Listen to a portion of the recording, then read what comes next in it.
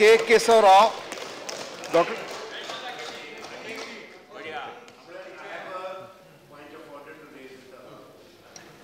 Under Part 21 of the Constitution,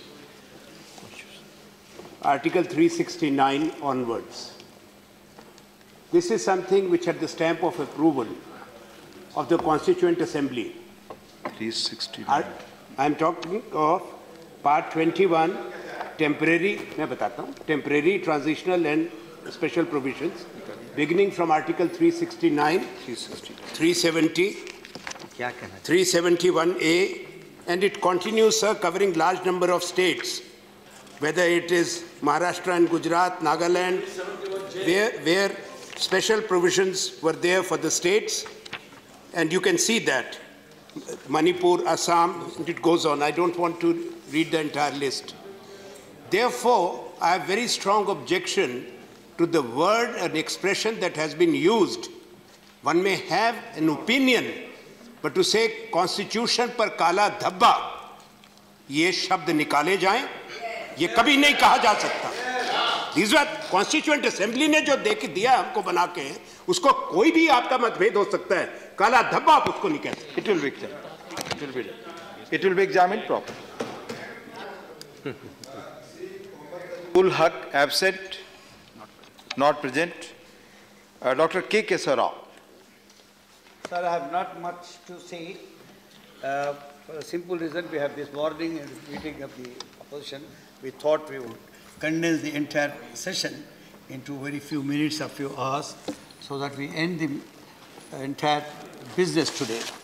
But one thing I'll say, since I have voted for the bill 370 with full understanding, at that time it was given to understand that the situation there, which was at that time existing and what we apprehended was there, the things should be normal and people would never be taken interned as is usually done in such circumstances. And few leaders were taken to jail. And at that time, I did raise the issue in this house about the release of the top leaders at least. Although Ghulam Nabi Azad Sahib has a list of lot of people who have been interned. That I don't know, 3 or 4 people I said, and we gave in writing to the President of India and to the Prime Minister that they should be released, as promised. And the promise was also that the Jammu and Kashmir, which was made into a union territory, would soon be reverted back restored to a full-fledged state. That was absolutely our full concern. When I said our, is the TRS full concern that it will have a full play to play as far as the politics are concerned. We have no grounds on 370, no on 35A, or everything. But as far as the situation is concerned, we are still really concerned about it. I would only say, while saying this, the situation in Kashmir, as I see, not totally depending on what Azad Sahib has said, but situation is not as good as we wished it to be.